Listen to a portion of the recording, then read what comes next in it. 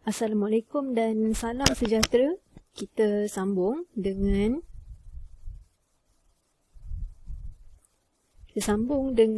topik persampulan dan kaedah-kaedah pengumpulan data.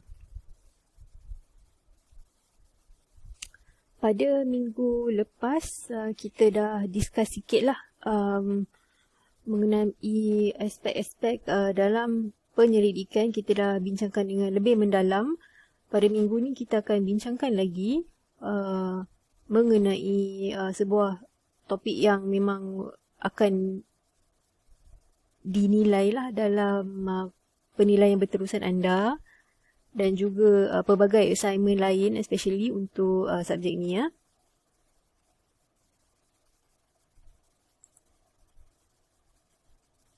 Okay. Persampulan adalah proses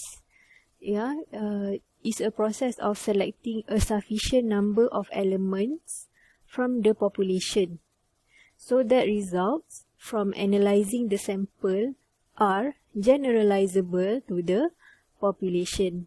Ya, ia adalah sebuah proses di mana penyelidik memilih sebilangan subjek daripada sesuatu populasi untuk dijadikan responden kajian. Kenapa kita nak berbuat sedemikian? Ya, supaya hasil daripada analisis sampel tersebut boleh kita apply kan, boleh kita rumuskan kepada sesuatu populasi yang tertentu. Pada minggu-minggu pertama kita dah discuss mengenai how important it is ya untuk sebuah kajian generalizable ya, sebab kalau kajian kita tu tak dapat nak generalisasikan, maknanya kurang bermakna lah. Jadi dia jadi satu dokumen semata-mata ya. Penggunaan sampel yang tidak bersesuaian ya, dia akan mengurangkan kesahan dan kebolehpercayaan kajian. Kita dah belajarlah pada minggu lepas validity ya, kesahan kajian dan juga reliability, sama ada sesebuah penyelidikan itu kita boleh percaya atau tidak. Contohnya, kalau kita punya cadangan penyelidikan, kita punya topik adalah untuk memahami cabaran untuk mendapatkan bantuan keuangan untuk usahawan wanita. Tapi sampel kita pengurus wanita. Sah atau tak kajian ini? Adakah bila dah dapat hasil atau dapatan, boleh tak kita percaya analisis daripada penyelidikan ini? Ya. Kalau tengok sampel pun tak sah dan kurang boleh percayalah. Ya. Kalau pengurus wanita, dia bukanlah seorang usahawan, dia hanyalah pengurus. Tak bermakna pengurus wanita ni taraf dia rendah daripada usahawan wanita. Dia bermakna dia bukan sampel yang kita cuba fokuskan. Kita nak usahawan wanita, bukan pengurus wanita. Okay, satu lagi contoh.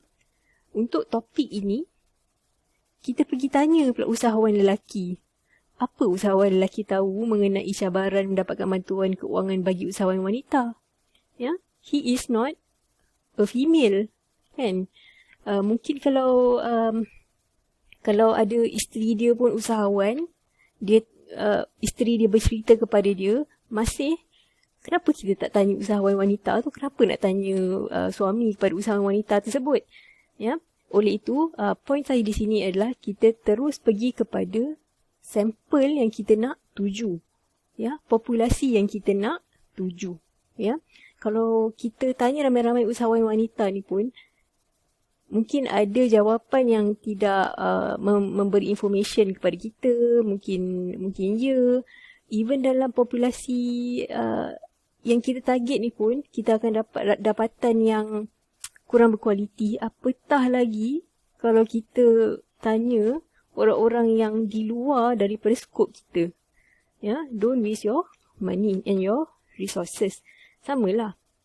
Macam you all pernah jawab soalan survey kan? How many times you all jawab survey tu, even though that survey is targeted to you, how many times you all jawab semuanya puas hati ataupun semuanya tak puas hati, tak baca soalan pun. Maknanya jawapan yang anda bagi adalah kurang berkualiti. Tak semualah yang buat, tapi adalah yang buat. Ya? Oleh itu, sebagai penyelidik, kita perlulah menjadi sangat teliti dalam meniruskan sampel kita. Ya, which goes to my next point, iaitu masalah persampelan akan timbul jika penyelidik tidak membuat perancangan, ya, prosedur persampelan sebelum kajian dilakukan. Ya, kalau dalam social science ni mungkin dapatan kita akan membantu dari segi polisi lah, ya. Tapi kalau kita tersilap sedikit, mungkin implikasi dia secara kos keuangan lah. Ya, kalau dalam, if we are in hard sciences, sains-sains yang tulen, contohnya kalau kita buat dalam bidang perubatan, kita nak menguji, let's say lah, kita nak menguji vaksin. Vaksin tu kita khaskan kepada perempuan saja. Perempuan berumur 20 sampai 30-an. Ya, lepas tu persampelan tu tak kukuh. Ada pula seorang sampel, bukan seorang, ada beberapa orang sampel yang berumur 50-an ke atas. Try juga vaksin tu. Ya. Lepas tu dapat result, vaksin tu pun boleh dipasarkan. Dah dipasarkan, orang boleh pakai pula. Padahal tak tentu dia betul atau tak, sebab dapatan tu not reliable, dapatan itu juga tak valid. Ya. Oleh itu, sampel dan proses pensampelan adalah proses yang penting dalam penyelidikan. Sama penting seperti anda meniruskan atau memfokuskan tujuan dan juga tajuk penyelidikan anda.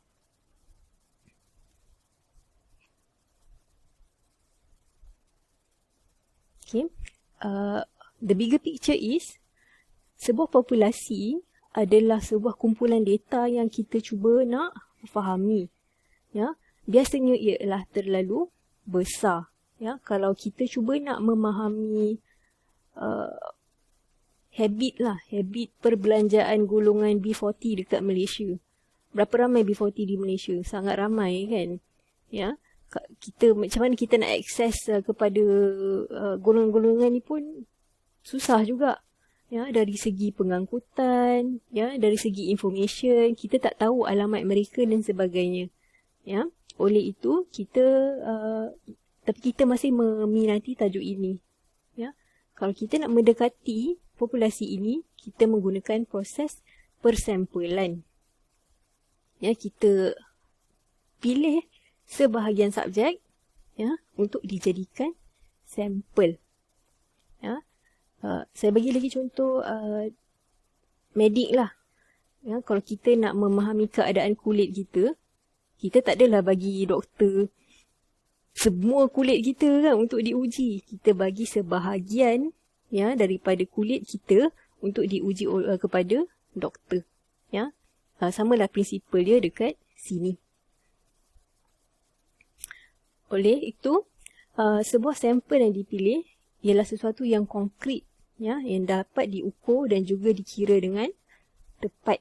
Ya, untuk tujuan kelas ni, saya bagi sebuah contoh penyelidikan. Kita cuba nak mengkaji penglibatan pelajar universiti di dalam media sosial.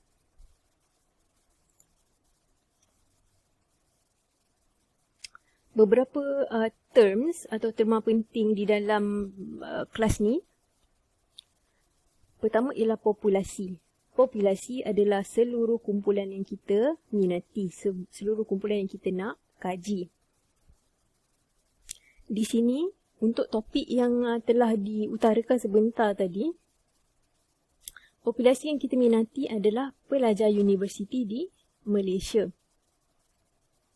Terma seterusnya adalah kerangka persampelan, sampling frame, ya, iaitu senarai nama semua ahli atau semua kes di dalam populasi. Ya, dekat sini untuk populasi kita adalah senarai nama pelajar universiti di Malaysia. Rasanya siapa yang ada senarai ni? Ya, biasanya senarai ni available di pihak-pihak pembuat polisi lah. Ya, untuk kes ni, orang yang ada, pihak yang ada senarai ni biasanya Kementerian Pendidikan Tinggi misalnya, ya, PTPTN ke, kalau mereka mengambil PTPTN, ya, dan sebagainya. Term seterusnya adalah parameter. Ini adalah boundary atau nilai yang berkaitan dengan populasi. Ya, untuk pelajar universiti di Malaysia ni ada banyak kriteria lah kan. Ya, apa kriteria dia?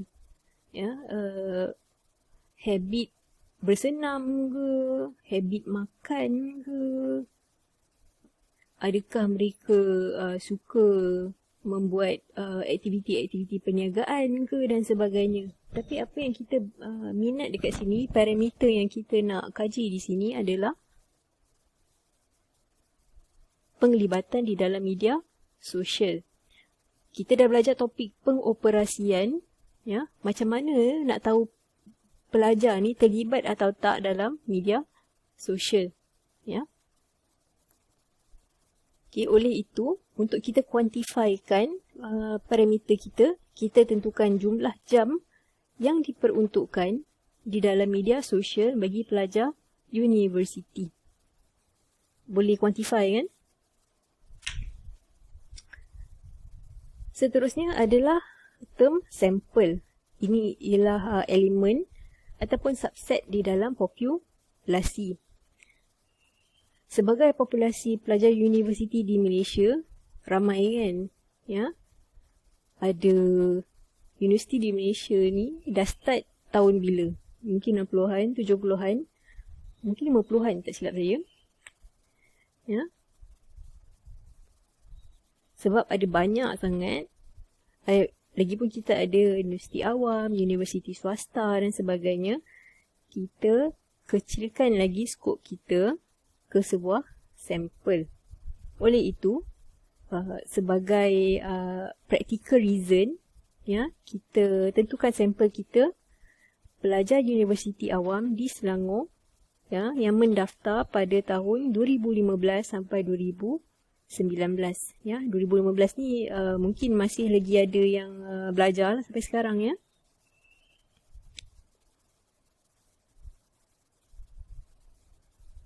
Okay.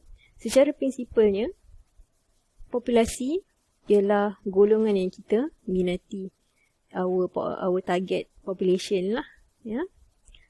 Tapi ramai sangat, oleh itu kita kecilkan skop kita di bawah sebuah kerangka persampelan, ya. Sebab ada ramai sangat pelajar universiti, kita nak tahu pelajar universiti yang berdaftar sahaja. Ya, sebab benda tu ada dokumentasi, ada senarai nama. Masih juga ramai dekat sini, kita kecilkan lagi melalui elemen kriteria yang kita minati. Di sini kita nak tahu mengenai pelajar universiti yang berumur 18 sampai 25 tahun, ya, iaitu orang yang pelajar universiti yang mendaftar pada tahun-tahun sedemikianlah. Kelebihan persampelan ni penting. Kos rendah. Persampelan adalah sesuatu yang mahal, ya. Kos rendah dimaksud di sini adalah kalau kita tersilap dalam persampelan, kos yang kita implicatekan tu, ya, damage cost tu adalah sangat tinggi. Think about kalau kita tersilap sampel untuk menguji sebuah medication. Ya, kalau kita tersilap sampel untuk menguji sesuatu produk, nanti company kena tarik balik produk tersebut dan sebagainya. Kos adalah tinggi. Oleh itu, kalau kita buat sampel yang proses persampelan yang teliti, kebarangkalian untuk kesilapan kita adalah rendah.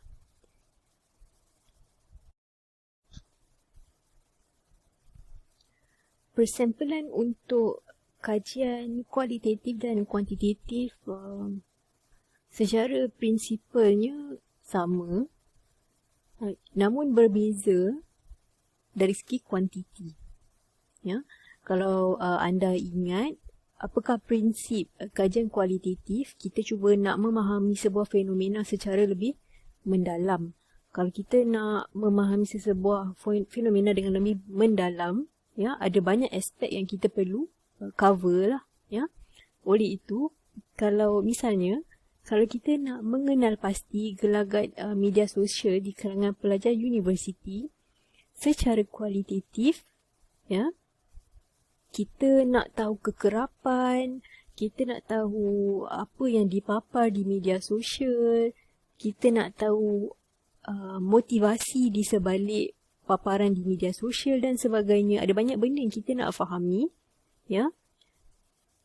Tidak realistik lah kalau kita nak menggunakan 1,000 orang sampel.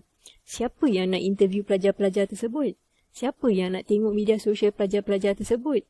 Kalau nak tengok pun, pelajar-pelajar tu bagi atau tak? Ya, siapa yang nak minta izin untuk urusan-urusan sedemikian? Oleh itu, biasanya untuk kajian kualitatif, bilangan sampel adalah kecil. Kerana ia berbentuk subjektif dan juga fokus kepada aspek yang kita nak kaji. Ya, berapa ramai ia bergantung kepada tajuk dan fokus penyelidikan. Ya, biasanya ada 6, 100 ke dan sebagainya. Tapi again, dia bergantunglah kepada fokus penyelidikan. Contohnya, kalau kita nak memahami cara pembuatan keputusan Perdana Menteri yang berumur 80 tahun ke atas, berapakah sampel bagi penyelidikan ini? Cuba anda fikir balik. Berapa ramai Perdana Menteri yang berumur 80 ke atas yang masih di dalam tugasan masing-masing, yang masih in service? Tak ramai kan? Tahun lepas kita ada Dr. Mahathir, tahun ni dah tak ada dah. Ya? Oleh itu, kalau ada pun, ada 1-2 je. Itu pun, kita punya populasi satu dunia. Ya? Again, point di sini adalah, dia bergantung kepada tajuk dan fokus penyelidikan anda. Kajian kuantitatif, sebab kita dah tentukan pemboleh ubah yang kita minati daripada awal, ya, oleh itu kita dah boleh teruskan dengan sampel yang besar. Kenapa kita nak sampel yang besar? Sampel yang lebih besar mempunyai kebolehpercayaan yang tinggi, mempunyai kesahan yang tinggi. Ya, macam mana kita nak tahu sebuah kajian kuantitatif tu ada validity dan reliability yang tertentu? Boleh tengok dekat sini secara statistiknya. Kalau sampel size kita 10, ya, margin kesilapan kita mungkin 32%. Ya, kalau 10,000 orang, ya, margin kita adalah dalam sini 1%. Nampak kat sini? Lagi ramai sampel kita, lebih rendahlah margin kesilapan kita. You go back, ya, ingat balik kalau anda jawab survey. Ada survey yang anda jawab betul-betul. I am sure. Ada juga survey yang anda jawab, malaslah nak jawab ni tapi kena jawab juga. Kan? Itu adalah error. Ya.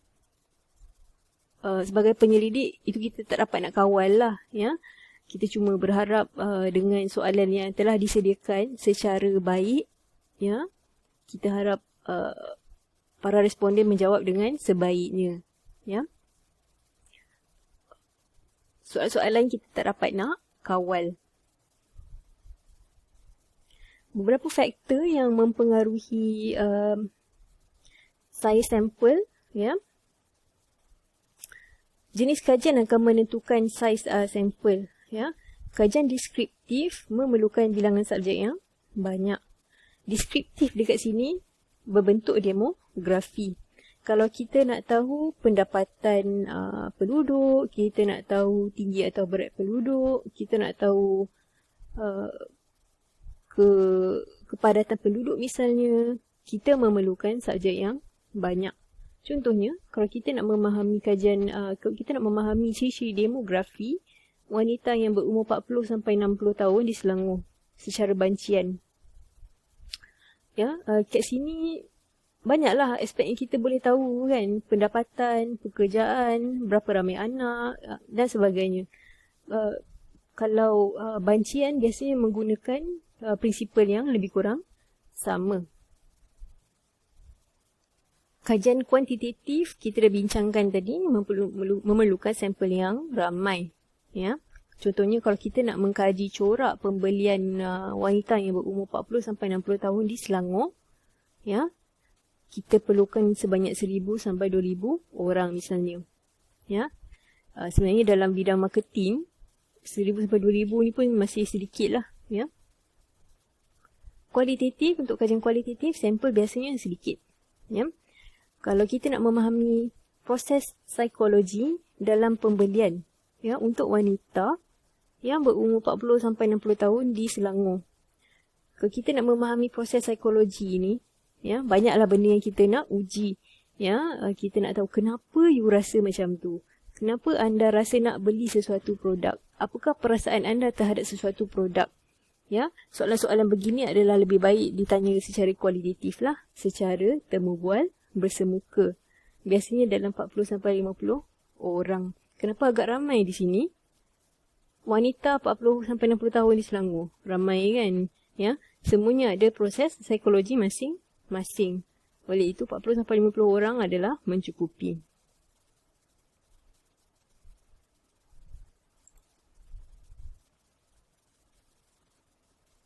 Ada dua jenis populasi.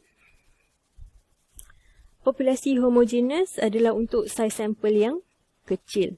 Ya, contoh di sini kalau kita nak fokus kepada sesuatu kriteria yang very narrow lah. Ya, contohnya wanita berbangsa Cina yang berumur 40 sampai 60 tahun di Selangor. Di sini sampel kita dah kecilkan mengikut jantina, umur dan juga bangsa. Ya, jenis populasi yang seterusnya adalah populasi heterogeneous. Pelbagai. Homo ada satu saja. Ya. Populasi heterogeneous, ya, lebih sesuai jika saiz sampel besar. Contoh kat sini, kalau kita nak buat topik tadi, kita fokus kepada warga yang berumur 40 sampai 60 tahun di Selangor. Di sini, sampel kita kecilkan, kita narrowkan mengikut umur saja. Tak ada bangsa, tak ada jantina. Dari segi perbelanjaan, ya, ia pun memberi faktor jugalah kepada persampelan kita. Ya, strategi persampelan kita. Di sini, kos persampelan termasuklah kos komunikasi, percetakan, ya, mungkin anda perlu mengambil pekerja.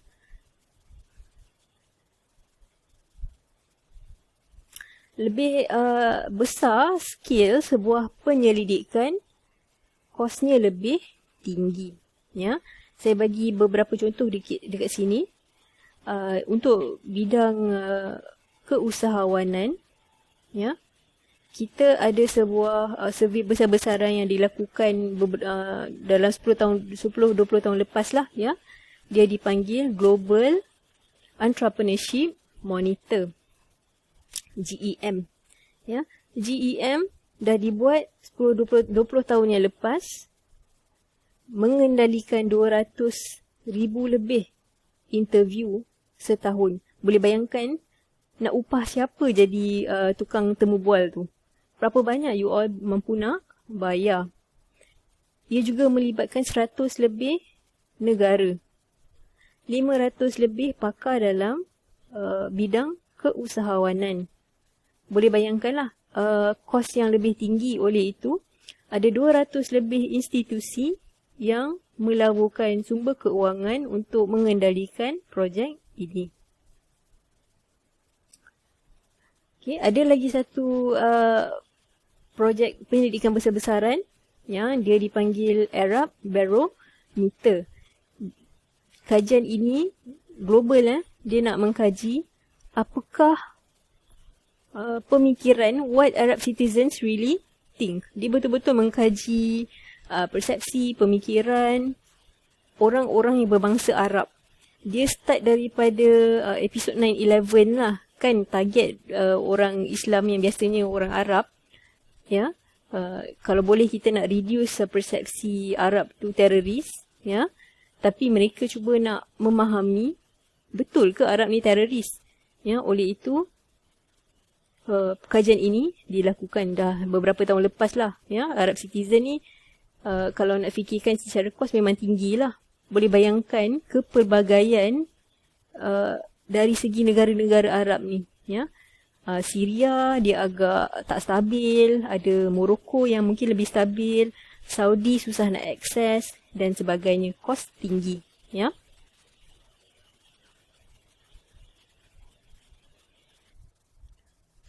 Ada lain-lain faktor yang akan mempengaruhi saiz sampel di dalam sesebuah kajian, ya, termasuklah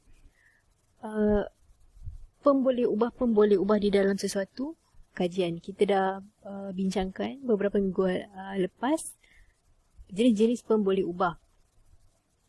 Ya, moderator, mediator, pemboleh ubah bersandar dan tidak bersandar. Ya, kalau ada banyak variable di dalam satu kajian, lagi banyaklah kita punya sampel sebenarnya. Ya, beberapa contoh dekat sini. Kalau kita nak mengkaji mengenai penglibatan pelajar di media sosial, ya, misalnya moderatornya adalah pendapatan pelajar. Ya, mediator dia ialah akses kepada alat digital. Kalau tak ada akses kepada alat digital, dan tak adalah aktiviti di media sosial. Ya. Pemboleh ubah bersandar, kekerapan aktiviti, pemboleh ubah tidak bersandar, dan iaitu keaktifan pelajar di kampus. Lagi banyak pemboleh ubah ni, lagi banyaklah sampel yang kita perlukan. Okey. Jika ada perbezaan dan penghubungan kecil yang diramalkan wujud di antara pemboleh ubah kajian, itu juga akan mempengaruhi saiz sampel. Kalau ada banyak perbezaan dan penghubungan kecil yang kita ramalkan, maka sampel kita perlulah besar. Ya, sampel besar juga diperlukan jika sebuah sampel dibahagikan mengikut beberapa sub-sampel. Ya, kalau kita untuk sebuah kajian mengenai kekerapan, mengenai penglibatan pelajar di media sosial, mungkin kita nak bahagikan lelaki dan wanita, penggunaan media sosial di antara generasi Z dan juga milenial, ya, dan sebagainya. Itu memerlukan saiz sampel yang besar.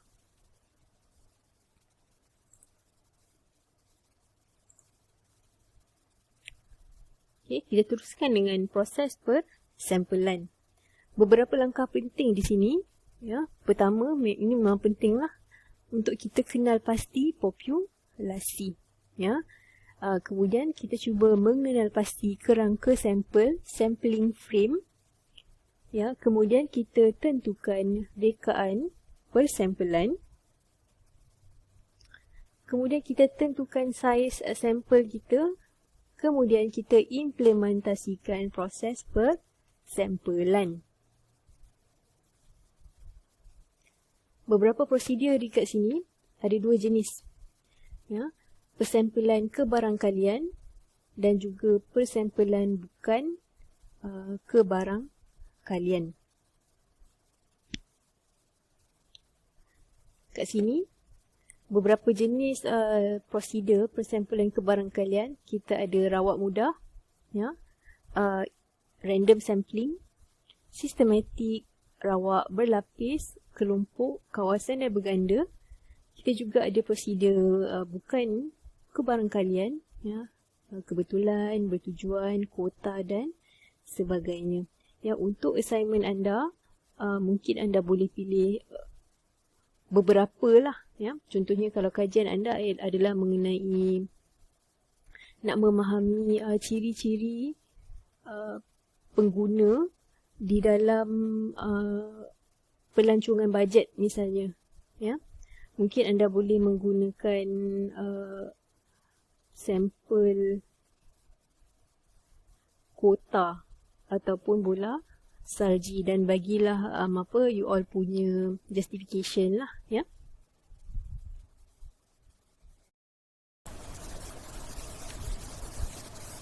Okey, kita pergi kepada teknik persampelan. Apa beza persampelan kebarangkalian dan juga persampelan bukan kebarangkalian, ya? Persampelan kebarangkalian, it looks like this, ya. Persampelan bukan kebarangkalian nampak macam ni lah, ya. Ini adalah sebuah populasi, yang merah ini adalah sampel, ya. Boleh nampak dekat sini kalau persampelan berasaskan kebarangkalian ni dia lebih tak tersusun lah daripada populasi sampling yang bukan kebarangkalian. Okay. Contoh dekat sini, kalau kita pergi balik kepada tajuk kita tadi, iaitu habit penggunaan social media di kalangan pelajar universiti, nombor pendaftaran anda ada yang nombor genap, ada yang nombor ganjil, kan? Ya.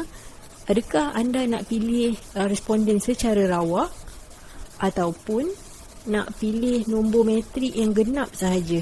Ya, itu akan menentukan sama ada itu adalah persampelan kebarangkalian dan juga bukan kebarangkalian. Okey.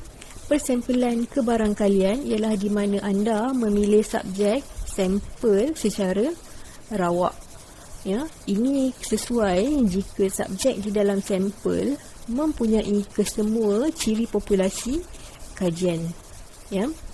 Sebelum proses persampelan, pengkaji atau penyelidik akan mengenal pasti saiz populasi dan memperoleh senarai subjek di dalam populasi.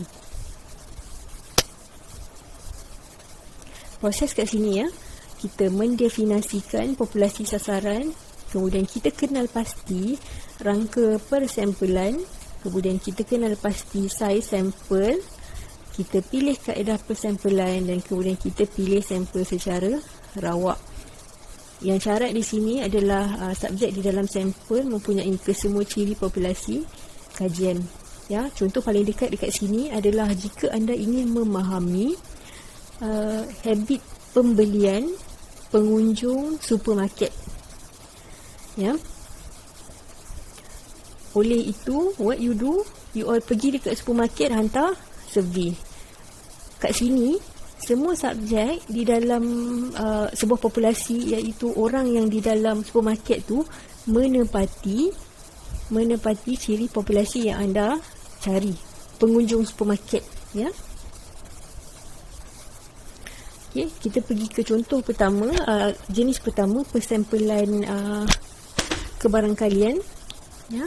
Ia adalah digunakan untuk memastikan setiap unit atau subjek di dalam populasi mempunyai peluang yang sama untuk menjadi responden.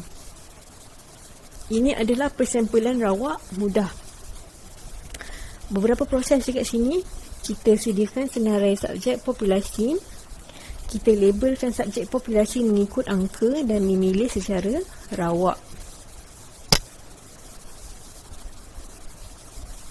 Kalau kita berminat dengan topik tadi, ya, habit penggunaan social media di kalangan pelajar universiti di Selangor.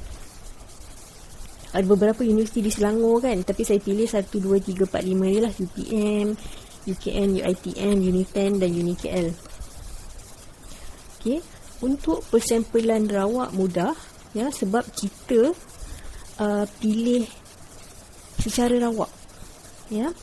Sebab semua subjek di dalam populasi ada peluang yang sama untuk menjadi responden. Ya. Jadinya adalah kita pilih 1, 2, 3, 4, 5. 5 orang daripada sekumpulan 5 universiti. Okey, kat sini apa kelemahan dia? Ada satu universiti yang kita tertinggal. Ya, sebab kita dah pilih secara rawak. Tapi tak ada masalah. Sebab kita bukan nak bezakan dari segi universiti.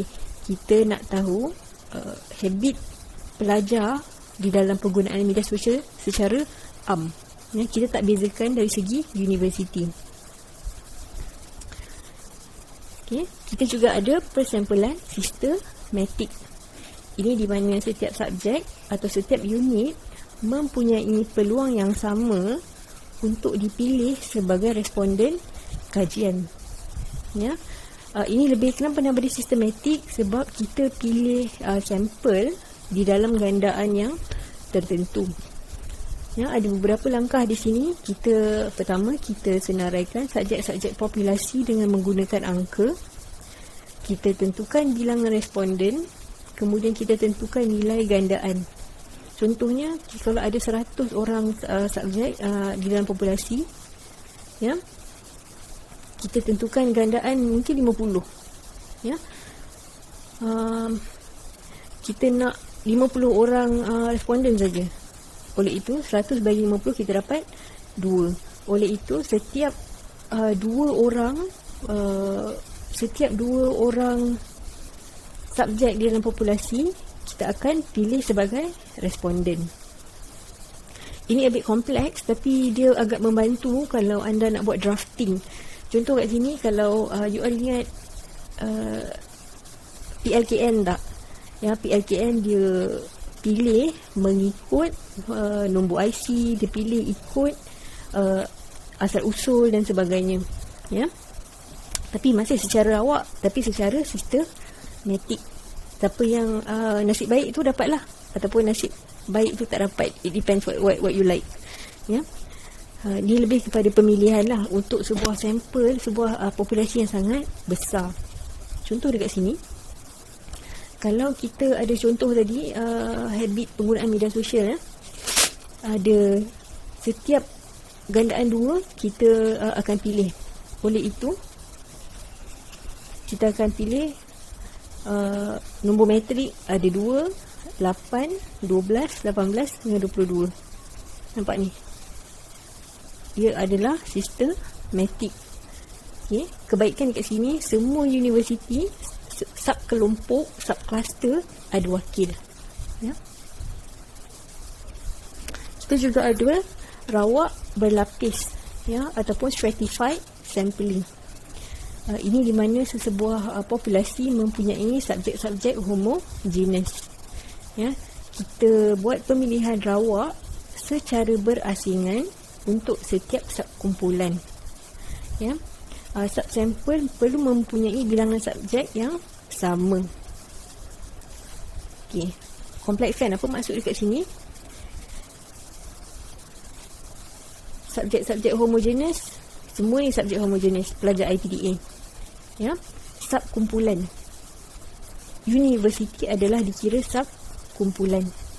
Ya, syarat dia dekat sini, subsampel atau subkumpulan perlu mempunyai bilangan subjek yang sama. Okay. Semua ada 5, 5, 5, 5. Tapi UniKL ni ramai pula. Ada 5, 6, 7 orang. Ya, sebab UniKL ni ada 7 orang untuk sebuah subsampel UniKL, ya, nilai dia tak sama, maknanya kita tak boleh nak jalankan stratified sampling. Ya. Kalau UniKL ni sampai 25 saja, kita boleh jalankan stratified sampling. Okay, ini kalau UniKL ada bilangan yang balance dengan universiti yang lain, sub kelompok yang lain. Ya. Kat sini, kalau you all perasan, berbeza dengan stratified sampling tadi, berbeza dengan persampling sistematik tadi. Ini cantik kan? Nampak tak dia ada naik turun kat sini? So because it's systematic, and then semua subkumpulan ada wakil tersendiri. Untuk stratified sampling, semuanya ada wakil sendiri, tapi susunan yang tak cantik lah, 5, 8, ya, tiba-tiba 21. Namun masih ada wakil bagi setiap subkelompok ataupun subkumpulan. Ya. Untuk projek anda, katakanlah you all nak berminat untuk mengetahui habit pemakanan seafood, ya, di kalangan teenagers, sebab you all nak edarkan produk seafood. Jadinya kalau you all berminat dengan teenager di Selangor saja, you all bahagikan mengikut daerah. Kalau nak pakai stratified sampling ni, katakanlah setiap daerah ni ada, Selangor kan tak balance, ada daerah yang padat, ada daerah yang tak padat. You all pilih daerah yang lebih kurang sama bilangan penduduknya. Tak mungkin ada sama bilangan penduduk kan, tapi lebih kurang sama lah, ya. Pilih secara rawak, mungkin 10 atau 20 daripada satu daerah misalnya, ya. Persampelan seterusnya adalah persampelan kelompok ataupun kluster. Ya, ini di mana populasi yang melibatkan kawasan yang luas dan bilangan subjek yang ramai di dalam sesebuah populasi. Secara rawak, anda akan pilih beberapa kelompok dan daripada kelompok, anda pilih elemen secara rawak. Ini lebih kurang stratified sampling lah. Macam contoh yang saya bagi tadi, kalau anda berminat dengan projek seafood kepada teenagers, nak memahami macam mana golongan remaja consume seafood, ya, you pilih beberapa daerah dekat Selangor. Tak kira lah daerah padat atau tak padat, setiap daerah pilih beberapa peratus. Ya, mungkin 100 orang daripada daerah apa, Hulu Langat, mungkin 100 daripada daerah apa lagi daerah di Selangor, tak dapat fikir pula, daerah lain dan sebagainya. Tapi ikut kawasan lah, ya. Kebaikan dekat sini, dia mengikut kelompok lah, ya. Kelompok itu memang menepati ciri-ciri yang anda cari. Contoh dekat sini, sebab you pilih secara rawak, ya, UPM tertinggal, UniKL pun tertinggal. Tapi sebab semua ni homogeneous, ya, anda masih ada dapat sampel lah, masih boleh pilih sampel, tak ada masalah. Tapi anda dah ketepikan perbezaan UPM dan UniKL ni misalnya. Okay. Kemudian kita ada persampelan mengikut kawasan, ya. Ini di mana anda menjalankan persampelan kelompok mengikut kawasan atau locality. Kelebihan dia kat sini, dia lebih cost effective, ya.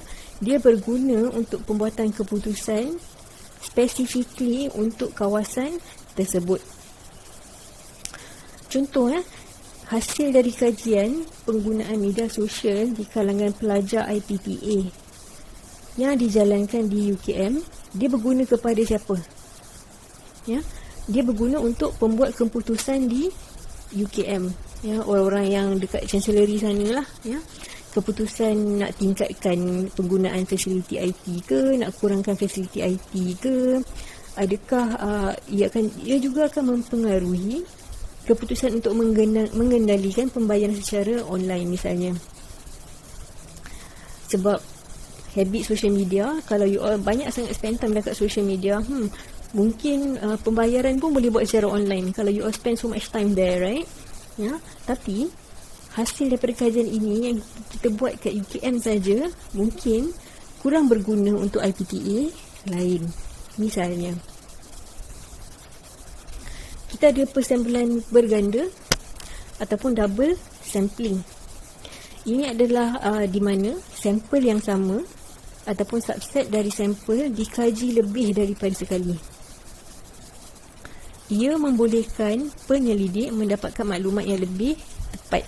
Kalau anda ingat lagi topik kebolehpercayaan ataupun reliability, kita ukur, kita measure banyak kali, ya. Kalau hasil dia sama, maknanya hasil kita boleh percaya. Tapi adakah anda suka nak answer survey banyak kali? Ya, kita semua tahu jawapan tersebut. Tak semua sampel suka diuji berkali-kali, ya. Kat sini pun dah ada bias. Walaupun nampak tepat, tapi masa nak jawab survey kali kedua, survey yang sama, malas lah, ya. Itu dah kira bias yang akan mengganggu kebolehpercayaan keputusan. Ya, nampak tak kat sini? Effort kita yang nak kebolehpercayaan yang tinggi tu akan memakan diri kita semula.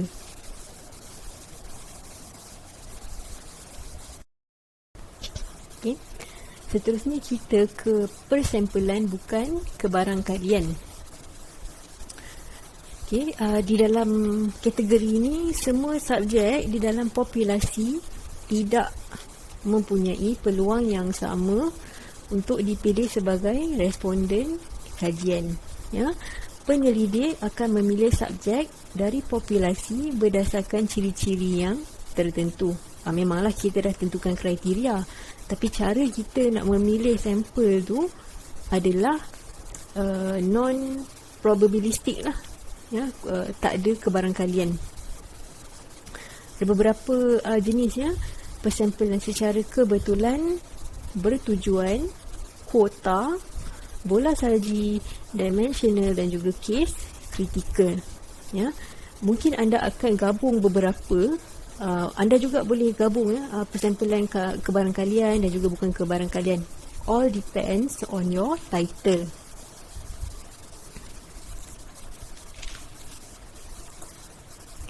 Ya, persampulan secara kebetulan adalah di mana subjek ditemui dan yang paling dekat dengan penyelidik.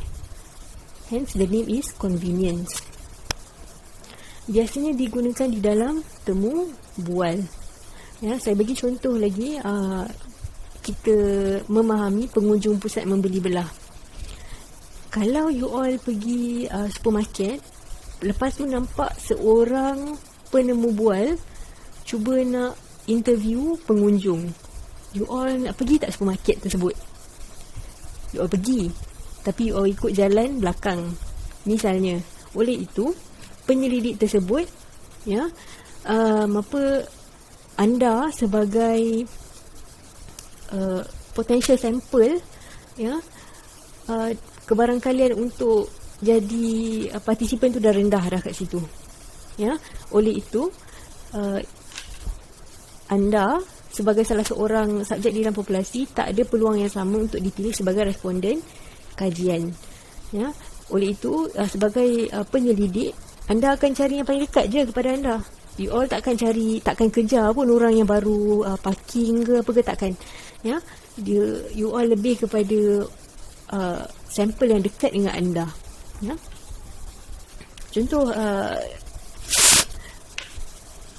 Contoh tadi, kajian mengenai habit penggunaan social media di kalangan pelajar universiti.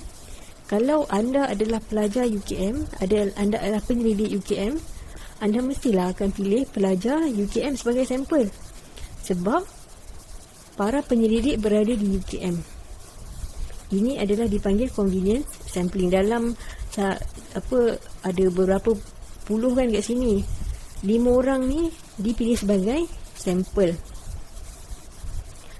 Oleh itu, yang lain-lain ni tak ada peluang yang sama macam orang UKM untuk dipilih sebagai sampel. Kita ada juga persampulan kuota ya. Ini adalah persampulan rawak berlapis ya. Kategori dia bukan kebarangkalian ya. Penyelidik akan memilih subjek berdasarkan kategori yang dianggap wujud di dalam populasi. Contoh tadi, kajian penggunaan media sosial di kalangan pelajar universiti. Pertama, kita akan tentukan kategori dan kriteria. Jantina ke, umur ke, peringkat ke dan sebagainya. Kemudian kita akan pilih daripada fakulti tertentu, tahun tertentu dan sebagainya. Ya.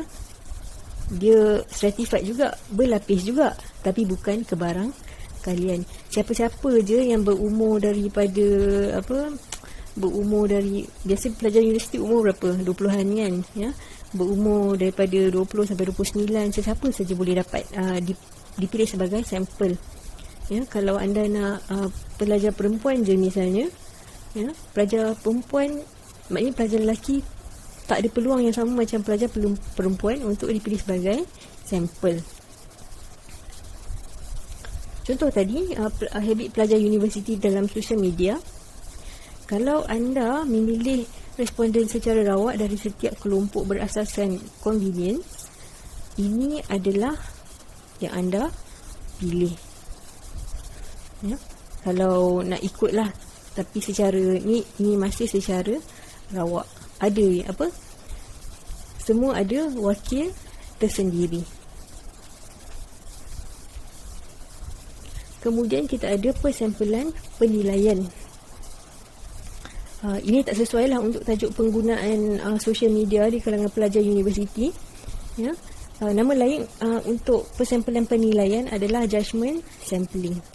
Ya, ini di mana anda memilih sampel untuk dimasukkan di dalam kajian berdasarkan penilaian profesional penyelidik. Anda mengambil kira pendapat pakar lah. Pakar kat sini tak semestinya profesor ke apa ke. Mungkin kalau orang tu memang berpengalaman dalam sesuatu bidang, orang tu dah dikira pakar misalnya. Ia dilakukan apabila populasi adalah sangat kecil ataupun sampel yang menepati kriteria kita itu adalah sangat kecil. Ini biasanya untuk tajuk-tajuk yang rare lah. Contohnya kalau kita nak mengkaji aktiviti penyeludupan di kalangan pelajar IPTA. Pakar penyeludupan je tahu siapa yang membuat aktiviti penyeludupan ataupun ciri-ciri orang yang melakukan penyeludupan. Ya, pakar penyeludupan kat sini tak semestinya profesor. Dia boleh jadi pakar jenayah, ya, dia boleh jadi seorang bekas anggota polis yang dah bekerja berpuluh-puluh tahun dan sebagainya. Kemudian kita ada persampulan bola salji. Ya, it is also called snowball sampling.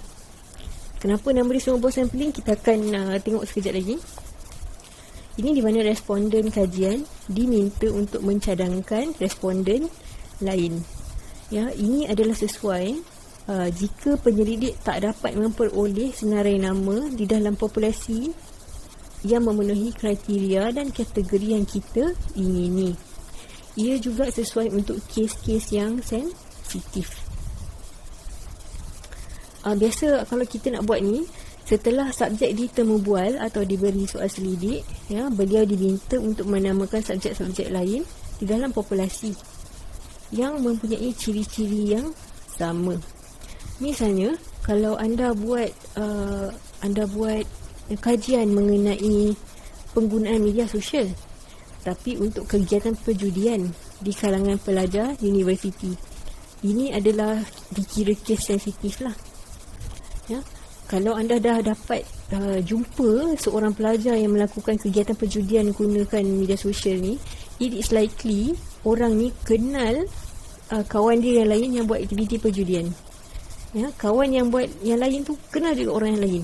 Ya, oleh itu daripada seorang kita boleh tambah 2 orang, kita boleh tambah kepada 3 atau 4 orang yang lain. Kita tak akan dapat nak iklankan kan. Saya sedang menjalankan aktiviti penyelidikan mengenai aktiviti media sosial untuk kegiatan perjudian. Siapa nak volunteer? Tak ada siapa. Ya, oleh itu persampulan bola salji boleh digunakan untuk kes-kes sebegini. Untuk tajuk tadi, penggunaan media sosial, katakanlah ada seorang orang UPM ni, dia buat kita dapat tahu dia buat aktiviti perjudian guna media sosial. Kita suruh dia cadangkan kawan dia.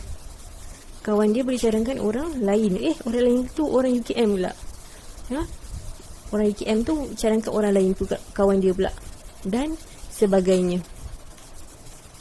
Kebaikan kat sini, semua responden berada di sebuah jaringan. Kelemahan dekat sini, kita tak akan dapat akses kepada jaringan yang lain lah, network yang lain. Ya. Kemudian kita ada persampulan dimensional. Ini lebih applicable di dalam design kajian kes. Ya. Sebilangan kecil subjek di mana mereka mempunyai ciri-ciri khas yang diminati oleh para penyelidik. Ya, ada sekurang-kurangnya seorang di dalam kajian yang mewakili ciri-ciri yang kita minati. Contohnya, kalau kita nak buat bezakan penggunaan media sosial di kalangan pelajar universiti awam dan swasta. Ya, mungkin kita akan pilih beberapa orang daripada universiti awam, beberapa orang daripada universiti swasta. Kalau kita nak kecilkan lagi, kita bahagikan mengikut jantina. Ya, kita dah berikan dimensi-dimensi yang tertentu. Kita juga ada persampalan case critical. Ini kita gunakan, dia lebih kurang snowball sampling tadilah, ya. Kita gunakan di dalam kes-kes yang spesifik, ya, mengenai tingkah laku ni, ya, fenomena yang luar biasa ataupun fenomena yang jarang ditemui. Biasanya sebab kes kritikal, kita tak boleh nak buat survey, kan, ya. Biasanya di dalam kajian ini kita gunakan kajian kualitatif ataupun kajian kes yang menyelidik individu atau kumpulan yang unik, ya. Contohnya, kalau kita nak buat kajian mengenai pelajar universiti yang menyeluduk dadah, kes yang kritikal, kan, ya. Jadinya kat sini size sampel boleh jadi sangat rendah, ya. Mungkin kita buat kajian kes yang sangat mendalam. Kita juga ada persampalan variasi maksimum variation sampling. Ini lebih sesuai kalau kita nak membuat perbandingan lah, ya. Individu-individu yang mewakili tahap terendah dan tahap tertinggi sesuatu variable yang mempunyai ciri yang sama. Agak kompleks, kan, tapi you all boleh bayangkan, kita nak bandingkan pelajar yang sangat kerap menggunakan media sosial dan juga pelajar yang sangat tak kerap menggunakan media sosial. Oleh itu kita bandingkan, tahap tertinggi kat sini dia menggunakan media sosial 3 jam sehari. Kita bandingkan dengan pelajar yang menggunakan media sosial kurang sejam, ya. Ataupun kalau nak buat lagi variation maksimum, dia menggunakan media sosial 10 jam sehari, ya. Ataupun pelajar yang menggunakan kita bandingkan dengan pelajar yang menggunakan kurang daripada sejam daripada media sosial. Kebaikan kat sini kita boleh bandingkan lah. Kita boleh bezakan, yang menggunakan 3 jam sehari ni apa dia buat, yang menggunakan media sosial kurang sejam ni apa dia buat, apa kekangan yang membuatkan mereka kurang pakai media sosial, apa benefit dan sebagainya. Kita boleh bandingkan lah. Sebagai rumusan, mereka bentuk persampalan ni dia bergantunglah kepada adakah representativeness ataupun keberwakilan tu penting kepada tajuk anda. Kalau penting, anda akan gunakan persampalan kebarang kalian. Kalau tak penting, anda pakai persampalan bukan kebarang kalian. Biasanya kalau untuk nak memahami consumer, kalau kita nak memahami tingkah laku pengguna, kebarang kalian lah, sebab keberwakilan tu adalah penting. Nah, you all bayangkan kalau you all tengah develop produk pembersihan shampoo kepada lelaki yang berambut kerinting, ya, you all nak tahu you all nak tahulah apa perasaan, apakah the effectiveness of the shampoo kepada lelaki yang berambut kerinting. Sebab lelaki yang berambut kerinting akan mewakili lelaki berambut kerinting dekat kawasan-kawasan yang lain. Oleh itu, anda akan menggunakan persampalan kebarang kalian. Dia juga bergantunglah. Kalau anda bertujuan, kalau penyelidikan anda itu bertujuan untuk merumuskan sesuatu fenomena, iaitu generalizability, anda gunakan persampalan sebegini. Kalau tak ada duit, anda pakai persampalan kelompok. Kalau anda nak bezakan subkumpulan, kalau nak beza, let's say nak jual shampoo, kan, shampoo kepada lelaki rambut kerinting yang berumur 20-30 tahun dibezakan dengan lelaki yang rambut kerinting 30-40 tahun. Anda pakai persampalan rawak berlapis. Kalau nak maklumat di kawasan tertentu saja, ini senanglah, persampalan kawasan. Kalau nak maklumat yang tepat dari subset sampel, anda test 2 kali menggunakan persampalan berganda.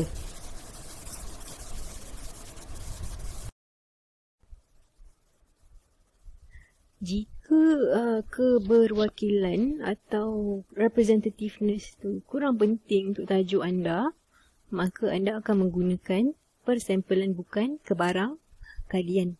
Ini kalau kau nak bezakan lah penggunaan persempelan kebarangkalian dengan bukan kebarangkalian ni, kita bandingkan, ini lebih kepada marketing.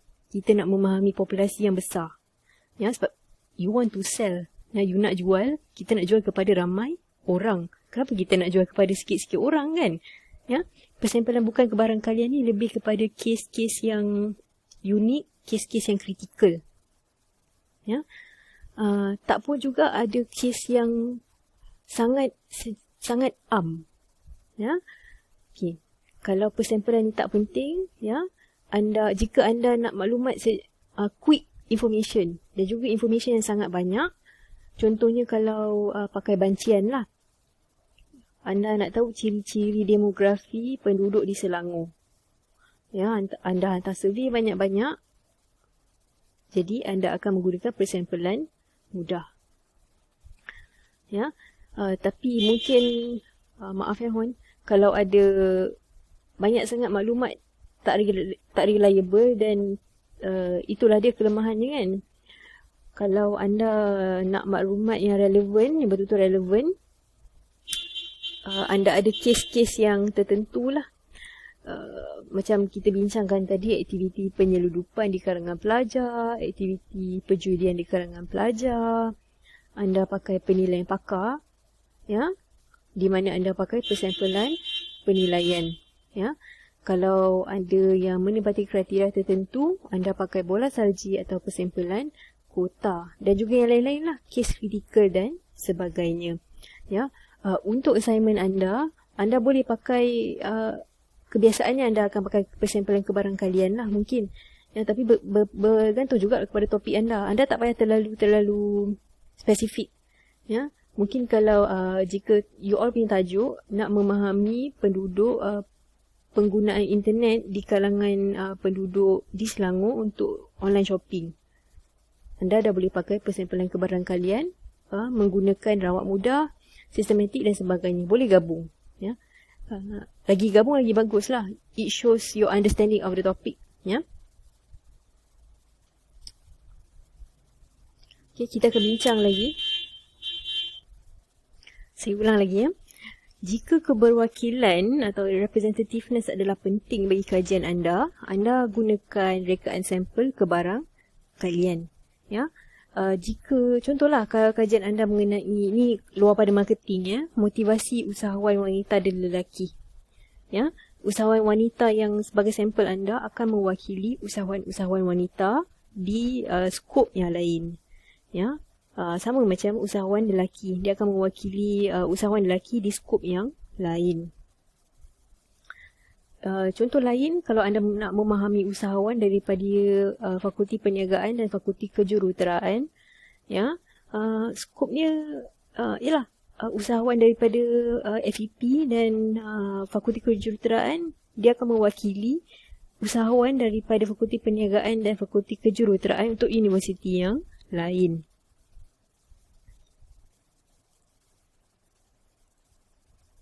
Kalau tak penting keberwakilan, anda gunakan sampel bukan kebarang kalian, ya.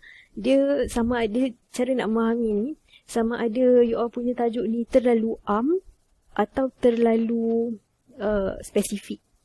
Itu keberwakilan tak penting, ya. Contoh yang lain, motivasi usahawan ni, ini adalah tajuk yang terlalu ya, ataupun usahawan yang mempunyai sijil prasiswazah. Ini bawah contoh ni lah, kes kritikal lah, sebab usahawan ni tak banyak yang ada sijil prasiswazah, ya. Dia ada SPM, kalau tak sambung belajar mungkin sampai SPM. Ada sijil ni tak ramai lah, ya. Kita sambung dengan kaedah pengumpulan data. Ada dua pendekatan secara First ialah kajian survey. Ini termasuklah temu bual. Ini di mana anda ada soalan berstruktur dan hasilnya adalah kajian yang menggunakan nilai dan statistik. Anda juga boleh menggunakan pemerhatian menggunakan data yang sedia ada. Boleh ingat balik apa itu data primer, data secondary ataupun data secondary. Data primer adalah maklumat yang diperoleh terlebih dahulu oleh penyelidik mengenai pemboleh ubah khususnya untuk kajian anda tersebut. Ya, contoh dekat sini, data anda boleh jadi seorang individu. Data anda boleh juga boleh jadi transkrip ya daripada kumpulan fokus. Boleh rujuk balik apakah cara-cara untuk mendapatkan data. Kita dah bincangkan beberapa minggu lepas ya. Secondary data adalah maklumat yang dikumpulkan daripada sumber yang sudah ada. Sekarang ni, pada zaman sekarang kita duduk ni, ada sangat banyak secondary data. Ya, ada rekod ataupun archive daripada syarikat, penerbitan kerajaan, analisis industri, laman web dan sebagainya. Benda tu dah sedia ada untuk kegunaan am, tapi anda boleh pakai untuk tujuan khusus anda. Ya, masing-masing ni ada kelebihan dan kelemahan masing-masing lah. Ya, sumber primer adalah sesuatu yang khusus untuk penyelidikan anda dan sumber secondary adalah data ataupun maklumat yang sudah diterbitkan untuk tujuan tertentu. Biasanya dia maklumat atau data awam lah ya. Tak semestinya secondary ni daripada kerajaan atau company saja ya. Kita boleh tengok yang kita akan bincangkan sekejap lagi. As always, dia akan bergantung kepada tajuk anda. Ya, misalnya tajuk anda adalah untuk memahami aktiviti perjudian yang dijalankan oleh pelajar universiti awam. Sumber primer anda adalah transkrip daripada temu bual yang anda telah jalankan. Ya, itu adalah memang betul-betul information yang khusus untuk penyelidikan anda. Sumber secondary mungkin ada data awam mengenai perniagaan informal. Perniagaan informal ni perniagaan yang tak berdaftar lah. Perjudian termasuk perniagaan tersebut. Okay, tajuk yang lain, kalau anda nak mengenal pasti sumber kejayaan usahawan OKU. Mungkin anda dah sediakan survey, ya, anda hantar survey, data tu adalah sumber primary. Sumber secondary anda boleh jadi laporan usahawan OKU yang diedarkan oleh InScan. Ya. Dia tak adalah nak, InScan ni tak adalah nak sangat tolong you all punya penyelidikan. Tapi sumber ni boleh membantu penyelidikan anda. Okay, tajuk seterusnya. Kalau anda nak memahami kebersihan tandas awam di Kuala Lumpur, ya, anda boleh cari data komunikasi Twitter di bawah hashtag kebersihan tandas awam KL. Itu dikira sumber primary. Ya, sumber secondary adalah laporan mengenai tandas awam yang diterbitkan oleh DB KL. Walaupun ini memang anda tak adalah nak buat survey ke apa dan sebagainya, tapi ini memang dah sedia ada dan juga terus menjawab kepada persoalan anda. Ini dikira sumber primary lah. Seterusnya kita pergi kepada format ataupun mod kutipan data. Ya, biasanya kita boleh menggunakan mod secara pentadbiran manusia. Ini di mana penemu bual membacakan soalan ya, secara face to face menggunakan telefon atau atas talian, kemudian merekod jawapan responden. Dia bagus sebab dapat respon yang pantas. Penyelidik juga dapat hubungan baik dengan responden.